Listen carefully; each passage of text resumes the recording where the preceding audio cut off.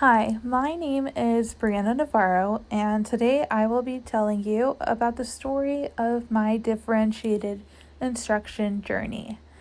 I will be discussing what I learned about differentiated instruction and how I applied what I learned to projects and lessons this semester. When I started this class, I didn't know what to expect. I had heard of differentiated instruction before, but I didn't even know what it meant to differentiate instruction. I was filled with racing thoughts on what it could be and if I was even capable of doing it. When we had our second class and we began learning about differentiated instruction, my mind became blown, as you can see in this picture. Differentiated instruction reminded me of a diet. It isn't just something you do, it's a lifestyle change. I learned that differentiated instruction is not individualized instruction. It's not chaotic. It's not just for students with learning challenges. Differentiated instruction is for everyone. It's student-centered, it's proactive, it's qualitative, and we take different approaches to content, process, and product. My differentiated mind grew as I learned how we could address the needs of students in the middle, struggling learners, advanced learners, and English language learners. We discussed how all students need to feel that they are valuable, to teach with the growth mindset, and that all learners should be appropriately challenged. I began to understand that we could differentiate based on student readiness, interest, or learning profile. For content, ways I could differentiate is by using reading materials at varying readability levels, using spelling or vocabulary lists at readiness levels of students, and by presenting ideas through both auditory and visual means. Ways I can differentiate process is by using tiered activities through which all learners work with the same important understandings and skills but proceed with different levels of support, challenge, or complexity. And I could offer manipulatives or other hands-on supports for students who need them. Ways that I could differentiate product is by giving students options of how to express required learning.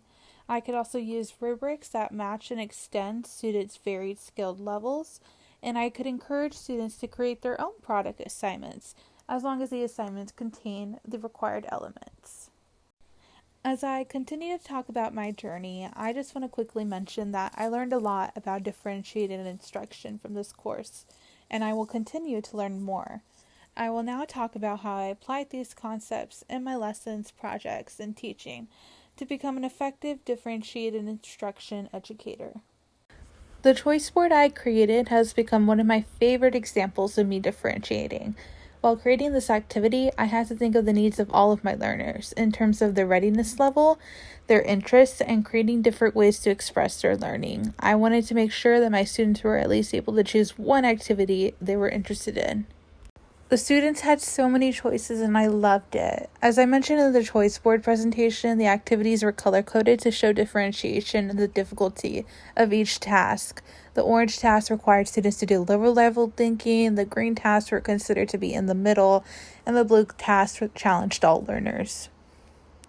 Creating the choice board assignment was time-consuming, but it feels so rewarding and even accomplishing to have done it. I'm proud of the work that I produced, and I think this was a fun choice board to make for the students. And it was great being able to see the different ways that my students were able to express their learning. The Fiesta Learning Centers project was another example of differentiation that I wanted to showcase today because I'm really proud of the work and engagement that came from this project. The students every day were consistently engaged and excited to work on the centers, and I don't think that level of engagement would have been possible without differentiation.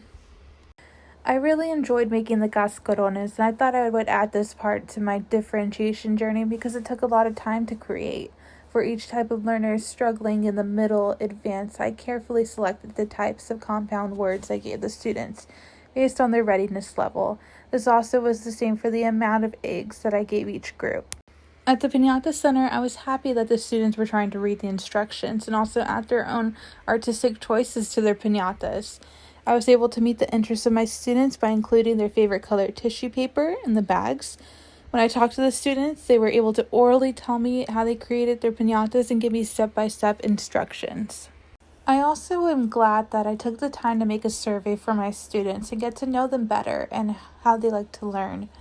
I've noticed that I have been able to use this survey so many times for different things, and I like how I'm just able to have all this information about my students on a spreadsheet and incorporate the data into what we do. For my second pop, I was able to differentiate in various ways in which the students enjoyed. We did a small activity where the students guessed how many virtual paper clips and cubes we would need to measure their favorite foods such as tacos, pizza, and ice cream. I was able to get the data about their favorite foods from the form that I created.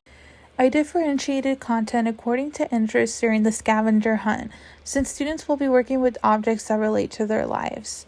During the scavenger hunt on Zoom, students were asked to find objects at home, such as a remote, pillow, and a fork, to measure using their color tiles. Students engaged in hands-on learning.